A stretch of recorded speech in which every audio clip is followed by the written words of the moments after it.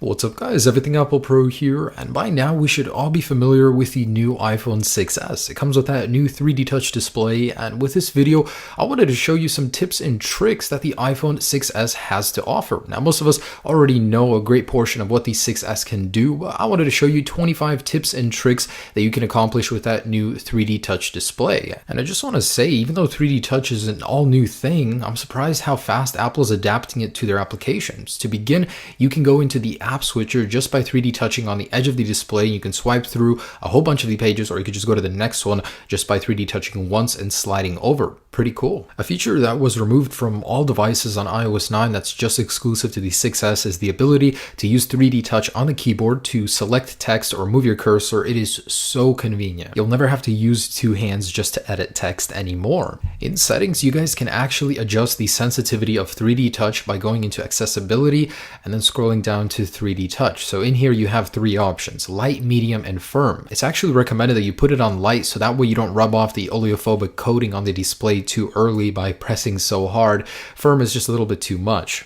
Also in accessibility is a new feature for zoom. You can actually enable show controller in zoom, and that way when you actually press that little controller, which by the way you can adjust how transparent it is, you can zoom in using 3D touch on certain aspects of the display. So whether or not you do have bad vision or you just want to zoom in on somebody's Instagram post, this is a really neat feature that's well adapted to the 3D touch, and here is where you can actually adjust how transparent it is. Now quickly 3D touch on the Messages app to go into a recent conversation or start a new one, and then when you 3D touch on a conversation, you can get a quick peek at what's inside without having to read it, so it won't be marked as read, and you can quickly reply from in here as well. Now if you guys receive any attachments, you can quickly peek into them just by 3D touching on that attachment, whether video or photo. You'll get a quick preview of it. Of course, if you want to pop into it, just press even harder and it'll go into that attachment. Slide up if you want to save it. And there's actually a lot you can do from within the Messages application. You can peek at links, and this doesn't just apply to Messages, but you can get a quick preview without having to go to Safari. If you want to go to Safari, just pop in all the way and you can actually add it to your reading list for reading later. Also, this applies to flights as well, so quickly get a flight preview in case someone sent you that information from within the application using Peek. Super cool. With the new Google update, it's a little confusing, but you guys can actually open and save images a lot faster using Peek. So just 3D touch on an image, slide up, and now you have an option to save the image or add it to your clipboard. So we know that we can preview links in Messages, but it's highly encouraged in Safari as well. Not to mention you can open links in new tabs faster instead of having to hold and wait for the options to go ahead and open in a new tab. If at any point you want to quickly reply or call someone, just click on their contact image, whether you're in the Messages or Contact application. Now, email gained some new functionality with 3D touch as well. Just 3D touch on an email, you can slide it up for these options, but slide it over one way or the other, and you get an option to mark as unread or move to trash. Really efficient. The ability to quickly shortcut into the camera application with 3D touch is awesome. Probably my favorite use for it,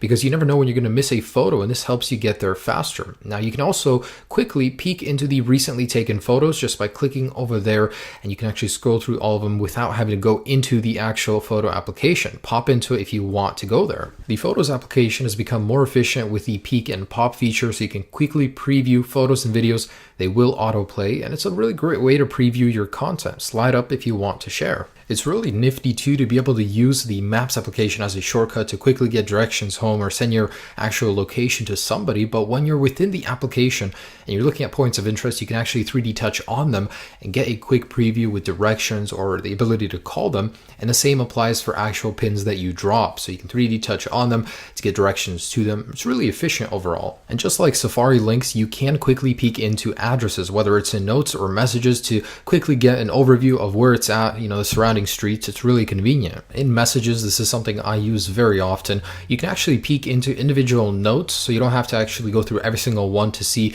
what you were looking for. Just peek into it real quick, slide up, and you can get in there. For those of us that draw or jot down notes, this is really cool. The amount of pressure that you apply to the display will vary the thickness of the line of whatever tool you're using, whether it's the pencil, marker, or the pen. So it's really cool, the ability to control the thickness just by the amount of pressure you apply. In the Music application, I was surprised to find this here. You can get a quick preview with a peek of what's inside a certain playlist or an album. So really cool. And you can actually pop into it, to go straight there. And in Calendar, you can actually actually peek into individual days or events to get a quick preview of what's going on that certain day. And just a couple bonus ones. So of course you guys can still delete apps like you usually would. I've had so many people asking me how, just hold and keep holding. And of course there are live photos. So when you enable this toggle in the camera, you'll notice that it says live. So keep holding your phone steady, and then when you go into cameras and you go to that picture and you actually 3D touch on it, it'll become alive. And you can actually set those as your wallpaper,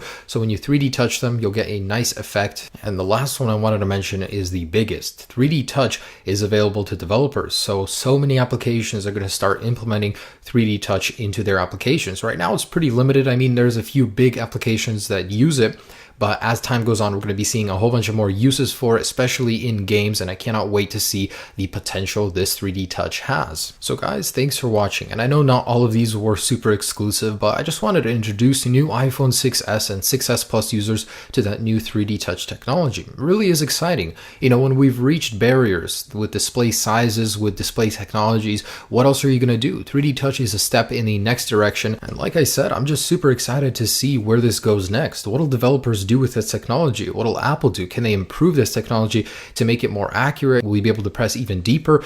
I'm super excited. But have a great day, guys. Enjoy everything you can do with 3D touch. Hopefully you learned a thing or two with this video. Peace.